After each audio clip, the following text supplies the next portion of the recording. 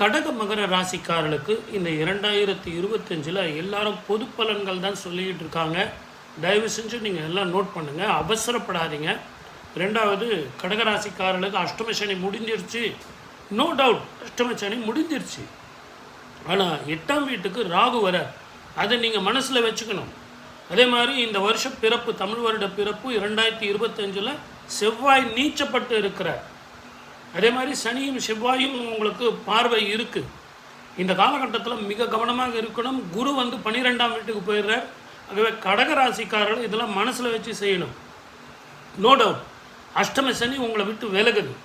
ஆனால் சனி போனார், ராகு சேர்றார். அது நீங்கள் ஞாபகம் வச்சுக்கணும்.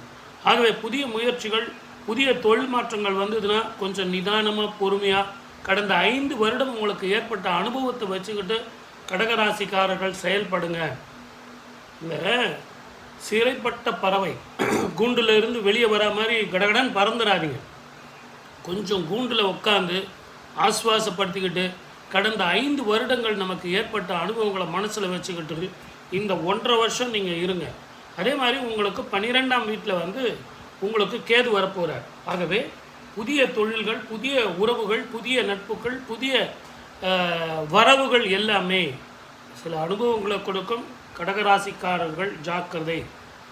உங்கள் ஜாதகத்தில் எப்படி இருக்குன்னு பார்த்துக்கிட்டு முடிவெடுங்க. அதே மாதிரி தான் மகர ராசிக்காரர்கள். இவங்களுக்கு 7.5 சனி முடிஞ்சிருச்சு அப்படின்னு ரொம்ப குதூகலமாக இருக்கலாம். சனி 3ஆம் இடத்துக்கு போனார், அதில் மாற்றம் கிடையாது. ஆனால் குரு பார்வை இல்லை. 2ஆம் வீட்டுக்கு உங்களுக்கு ராகு சேர்றார். இந்த ராகு சேர்றதுங்கிறது குடும்பம், வாக்கு, தனம் என்று சொல்லக்கூடிய உறவுகளில் மனைவி, பிஸ்னஸ் பார்ட்னர்ஸ், இதில் ரொம்ப ஜாக்கிரதையாக இருக்கணும். இங்கே நீங்கள் ஏதாவது அவசரப்பட்டு ஒரு முடிவு எடுத்தீங்கன்னா அது உங்கள் குடும்பத்தையே பாதிக்கும்.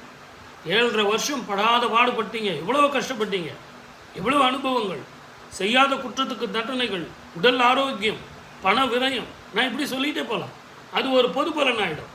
ஆனால் எங்கே ஜாக்கிரதையாக இருக்கணும்னு சொல்கிறது தான் இந்த நிகழ்ச்சி. தயவு செஞ்சு மகர ராசிக்காரர்கள் 7.5 சனி முடிஞ்சிருச்சின்னு சொல்லிட்டு புதிய தொழில் ஆரம்பிக்கிறதோ, தொழிலில் இடமாற்றம் வந்தாலோ நான் போட்டுமா வேண்டாமாங்கிறத உங்கள் ஜாதகத்தை பார்த்துட்டு முடிவெடுங்க. உங்கள் ஜாதகத்தில் இப்போ என்ன மகாதிசை நடந்துக்கிட்டு இருக்கு, இந்த ரூல்ஸ் அண்ட் ரெகுலேஷன்லாம் உங்களுக்கு அப்ளிகபிள் ஆகுமா, இல்லை நம்ம எக்ஸம்ஷனில் வந்துடுறோமா, இதெல்லாம் தெரிஞ்சு தான் நம்ம முடிவெடுக்கணும். அதை விட்டு யூடியூப்லேயும் டிவிலையும் பொது பலன் சொல்கிறாங்க அப்படின்னு நீங்கள் முடிவு எடுத்தீங்கன்னா பிரச்சனை வரத்தான் செய்யும். ஆகவே என் அன்பு நேயர்களே, உங்கள் ஜாதகத்தை ஒரு முறை பாருங்கள். இப்போ சப்ஸ்கிரைப் பண்ணுங்கள்.